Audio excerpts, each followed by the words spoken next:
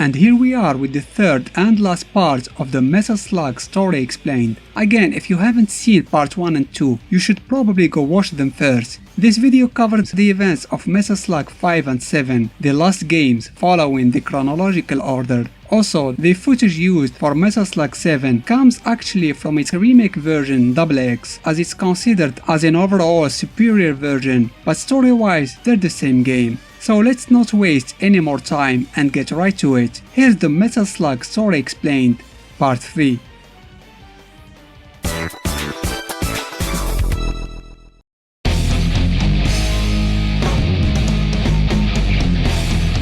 Marco and the rest had no time to take a breather. Few months after the White Baby crisis, a new danger began looming in the horizon. It all started with the attack of one of the research facilities belonging to the regular army by unknown terrorists. The attacked lab was in the middle of developing a new type of metal slugs. The worst part was, the assailants succeeded in stealing blueprints of the metal slugs, mission reports of the Peregrine Falcon Squad, and crucial data about the rebel army's war machine. As a retaliation, the regular army sent the Peregrine Falcons to retrieve the stolen data and investigate the mysterious armed group. The regulars tracked the terrorists to ancient ruins deep in the Brazilian jungle and almost managed to vanquish them. Unfortunately, they were met by a fierce resistance from the natives, who did everything they could to protect their ancestral site. Defeated, the regular army was forced to withdraw for the time being, but it wasn't a complete defeat, as they had learned the identity of their enemy, the paramilitary group known as the Ptolemaic army, who were also responsible of many raids on historical locations all around the world in search for mysterious artifacts, as the Sparrow division had recently reported.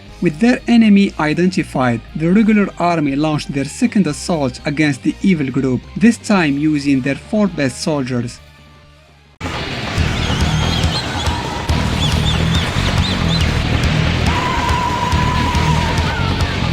They passed through the thick jungle by the riverside and bravely fought the Ptolemaic guerrilla on the way. When they reached the ancient ruins, also known as the Corridor of Fire, the natives were there to greet them, as expected. But the regulars were better equipped this time and ready to face them, thanks to their brand new Slug Gunner, a hybrid tank made from the combined technology of the regulars' metal slugs and the rebels' LV armors. And just in case you ask why an advanced army with superior power would be afraid of a bunch of locals with rudimentary weapons to begin with, the answer is, look at their masks. They're scary. The commando had also discovered that the Ptolemaics and natives were somehow working together. Their most shocking discovery, however, happened when they saw that the Ptolemaics had already started using the stolen data to produce their own weaponry. And they learned that the hard way when they were attacked by a new type of metal slugs, painted all in black with villainous eyes and malicious smile motifs, just so you can be sure it's an evil metal slug.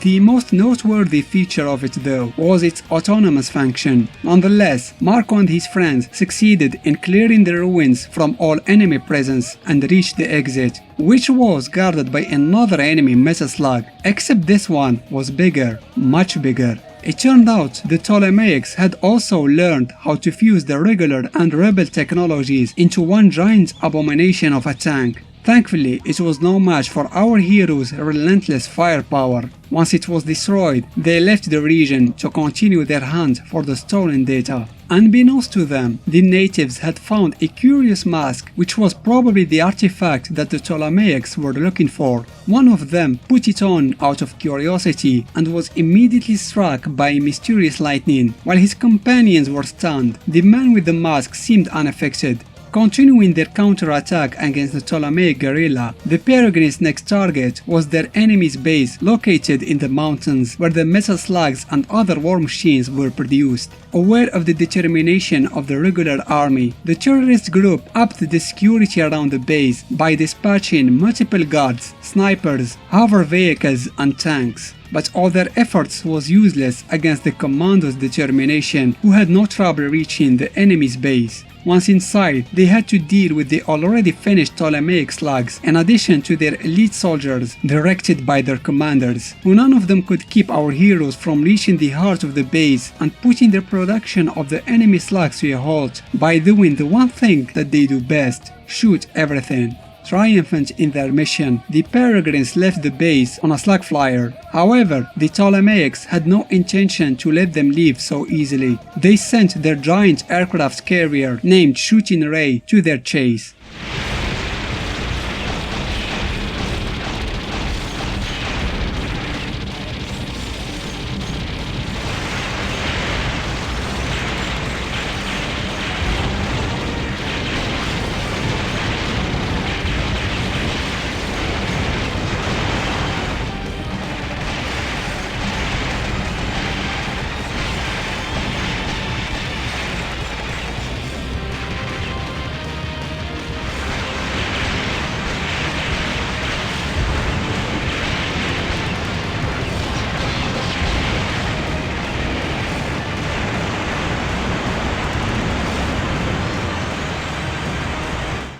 After this huge defeat, the Ptolemaic army took over a skyscraper in the middle of a heavily populated city and turned it into one of their bases. The regular army's retaliation was immediate and sent their 4 elite soldiers to free the building and rescue the many hostages from the enemy's grasp. Obviously, the terrorist group anticipated that and ambushed our heroes in the parking lot with their own version of the rebels' LV armors, in addition of many assassins who were hiding in the vents. Marco and his friends didn't fail in noticing strange men wearing robes and masks commanding the other soldiers. As the way to the top of the building was cut, the commando had to use a much more dangerous route through suspended scaffolds to reach their objective, which was the production room that was filled with all sorts of machines and autonomous weaponry. The deadliest among them was the Screamer, a giant mecha controlled by one of their elite commanders and assisted by many bazooka soldiers. The machine had the possibility to launch missiles and heat-seeking rockets. It also had the unique functionality, a mighty sonic wave, hence its name. The charge was powerful enough to destroy the floor the peregrines were standing on, forcing them to go down each time the mecha unleashed this deadly attack.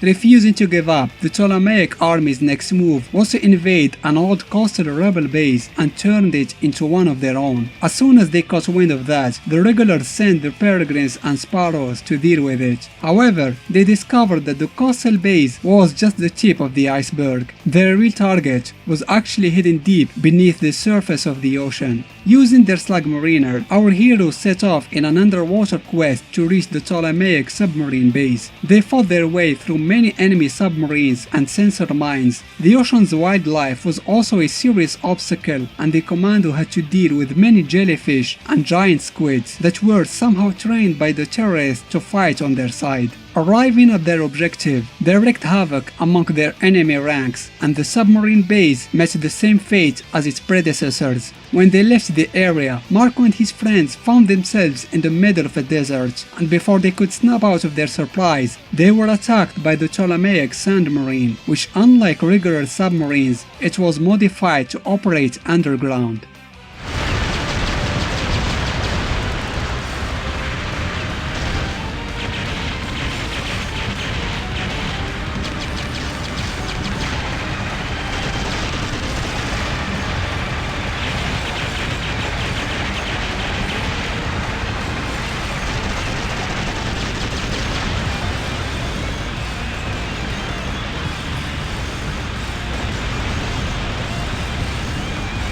Sustaining all these defeats pushed the Ptolemaics to launch a final desperate attack on the entire world. Starting with the Japanese city of Osaka, using their last mobile base, they started setting the town on fire.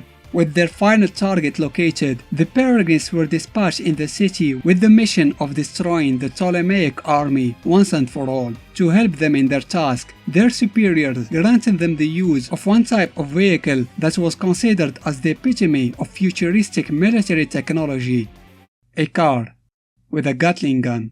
But to be fair, the Defying Gravity vehicle was actually very useful in crossing the destroyed bridge, dealing with the enemy aircrafts and avoiding their multiple missiles. Eventually, our heroes had to abandon their cars and continue their mission on foot through the subway, as it was the fastest shortcut to reach the enemy's last base. However, the Ptolemaics were also aware of that and upped the security of the tunnel to the maximum level. Thankfully, the higher-ups in the regular army prepared a much more interesting vehicle for the commando, the Augenstern, the ideal tool to traverse the subway and breeze through the enemy defenses. Passing through the most damaged part of the city, the regulars finally managed to reach the Ptolemaics' mobile base. Needless to say, it was heavily guarded by a huge number of mechs, in addition of the elite members of the terrorist group, the creepy-looking masked men known as the cultists. Two of them were operating the last defensive tower that separated our heroes from reaching the top of the base and discovering whatever the Ptolemaics were hiding. And sure thing, they overcame that last obstacle and arrived at the top of the enemy base, but they were not ready for what they were about to face. The air got suddenly cold and a huge winged shadow started appearing in the sky. The leader of the Ptolemaic army was in fact a demonic entity known as the Avatar of Evil. It is unknown if they worshipped the demon willingly or if it brainwashed their leaders using the masks seen before. Either way, the four elite soldiers had no other option but to deal with this otherworldly being. But if it bleeds, it can be killed, as they say. Regardless of how scary and intimidating the demon looked, it wasn't invincible against bullets, and our heroes had many of those.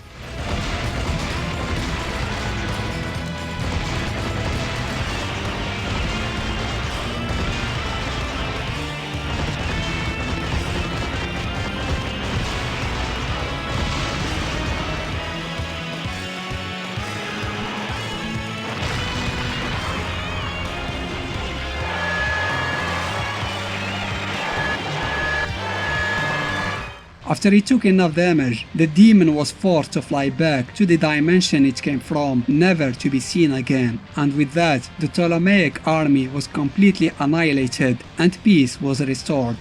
I wonder for how much time.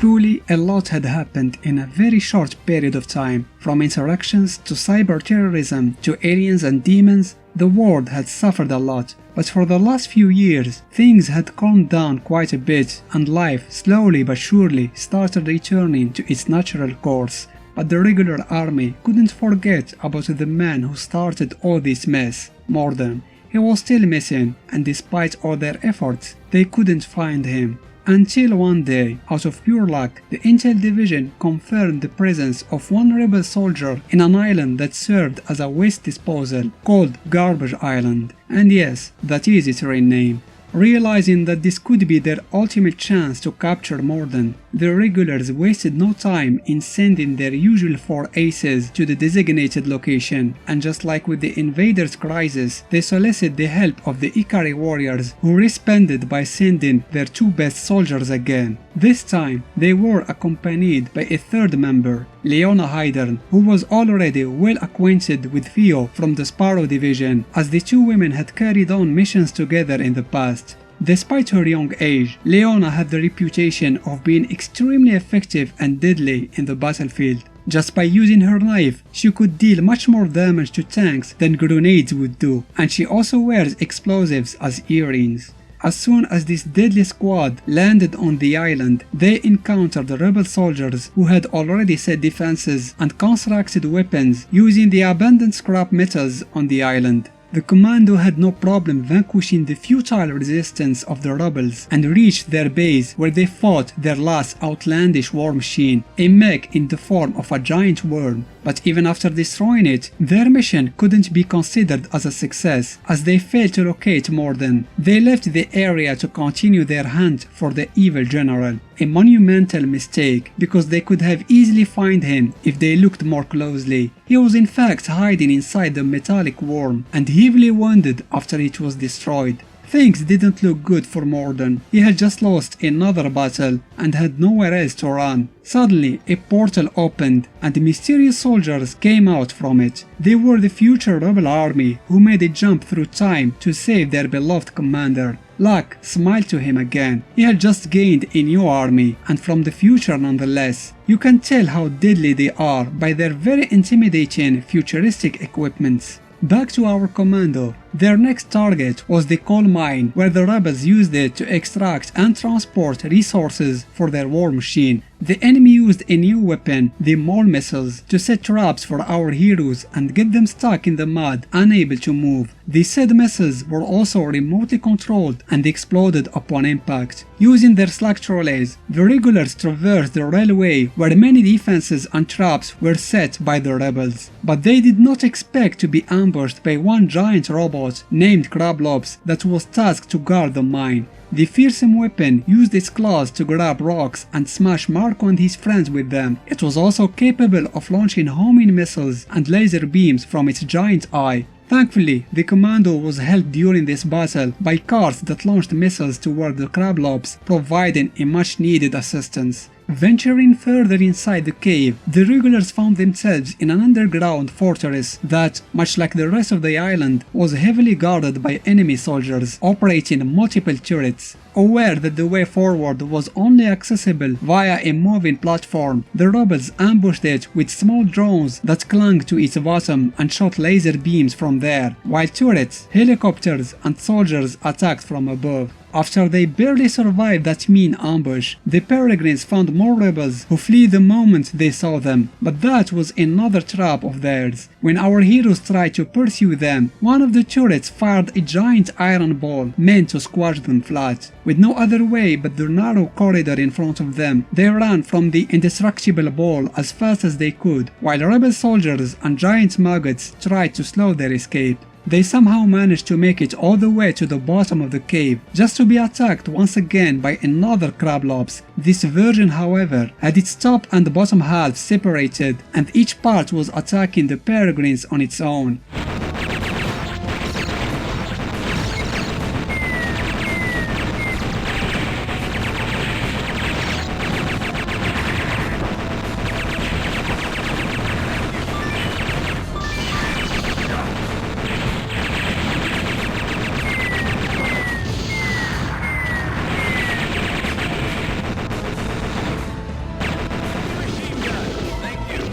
Once they destroyed it, they could finally leave this cursed fortress and enjoy the sunlight again.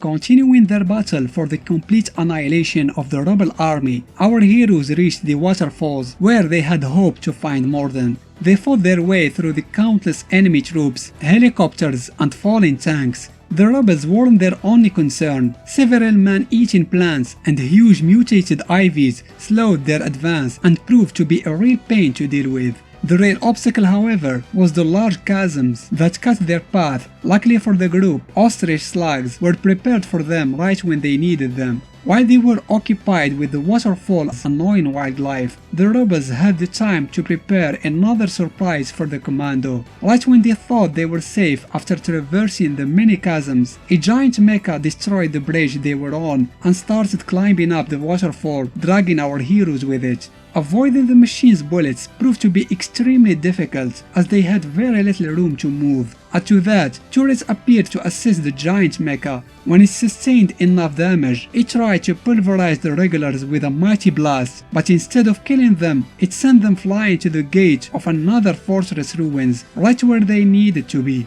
As they infiltrated the ruins from the top, the commando had to make their way to the bottom, but with the stairs destroyed, their way down was only possible by using parachutes. This was very risky, of course, as the parachutes made them easy targets for the rebels. Alien aircrafts also made their appearance to assist Morden troops, proving that the Mars people were again working together with the rebels. But it was outside the ruins where our heroes found that their enemies had kept the majority of their tanks, including one giant beast named Union that tried to crush them at full speed. Thankfully, they had the reflex to jump on it and started shooting at it. They discovered that this particular tank was capable of separating itself into 3 parts, with each one of them having its own core and devastating attacks. Once they destroyed the monstrous machine, the group jumped off it right before it blew up. The regulars had only one part of the island left unexplored, the snowy country, but as they climbed their way up the mountains, eliminating the rest of the rebel soldiers, they finally met their future counterparts for the first time. These advanced rebels could make explosives with their helmets,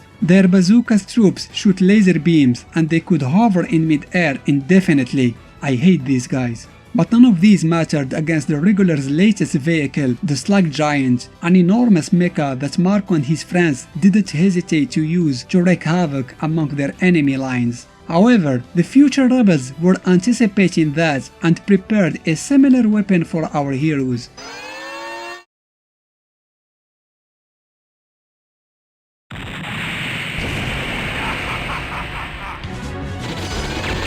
A rebel giant made with future technology and operated by none other than good old Alan O'Neill. The enemy's mech was superior in every way. It had homing missiles at its disposal, could shoot floating mines, and was overall much more fast and agile compared to its regular counterpart. But relentless as they were, Marco and his friends somehow managed to destroy the rebels' robot and kill O'Neill for the 100th time.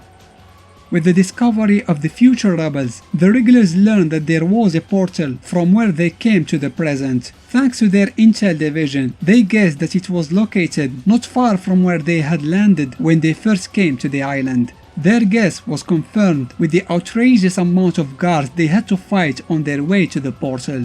And when they arrived at their objective, not only did they find the portal, but they were also welcomed by the most wanted man on the planet in person. Much to their surprise, the time warp wasn't just capable of summoning rebel infantry and units, it could also shoot plasma projectiles that were very difficult to avoid. Eventually, the group succeeded in destroying the portal, but right before they could do so, it summoned one last weapon to help Morden escape. Refusing to let him get away, our heroes followed the general trail without wasting time. The last battalion of present rebel soldiers did their best to hold them off from reaching their boss, but failed.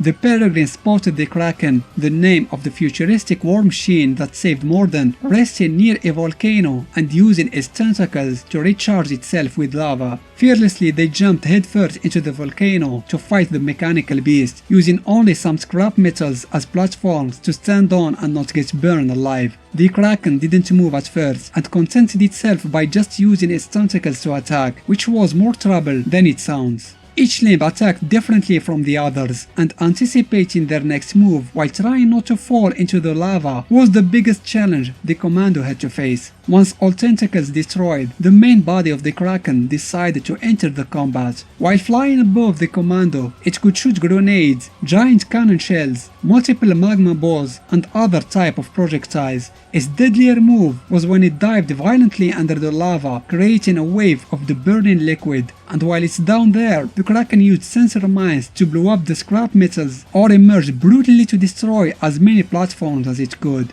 After an insane battle, the behemoth could not withstand the legendary firepower of the peregrines and was ultimately destroyed. It crashed on the lava, destroying all remaining metal scraps and forcing our heroes to use its shell to stand on. They arrested Morden at last with a few of his remaining followers, but before they could celebrate their victory, they realized that the Kraken was slowly sinking into the lava and it was just a matter of time before they were all going to burn alive. Fortunately, Rumi came to the rescue aboard a helicopter and saved them all, but it wasn't over yet. While flying back to their HQ with their prize, the helicopter was attacked by the Mars people who came to free Morden. He landed on the alien aircraft but accidentally fell from it. That apparently angered and disappointed the Martians, who decided to just abandon him and fly away. The last time Morden was seen, he was running with all his speed, begging the Mars people to save him, with the peregrines hot on his heels.